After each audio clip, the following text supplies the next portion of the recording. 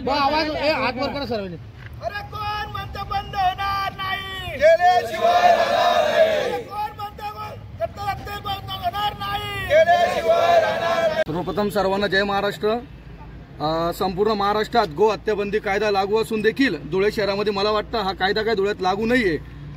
धुळे कृषी उत्पन्न बाजार समितीत प्रभाग क्रमांक 11 व 10 लगत असलेल्या 40 ते 45 हजार हिंदू लोकसंख्येचा हा भाग आहे। या परिसरामधून शासनाने GR काढले होते की जे काही जनावरांचे व्यवहार धुळे कृषी उत्पन्न बाजार समितीमध्ये होतील त्या सर्व जनावरांना टॅगिंग करण्यात यावे, त्याशिवाय बाजार समितीच्या बाहेर देखील जनावर जात नाही किंवा आताही जनावरांना प्रवेश नसते। परंतु हिंदुबोवल भागातल्या चंद्रशेखर आझादनगर भागामधून वखारकर नगर, नाटेश्वर कॉलनी, अमाल मापडी प्लॉट, साईप्रसाद सोसायटी, अलंकार सोसायटी, विश्वकर्मा नगर, रामचंद्र नगर व तसेच विविध भागामधून हे जनावर खुलेआमपणे वावरतात किंवा गोतस्कर घेऊन जातात।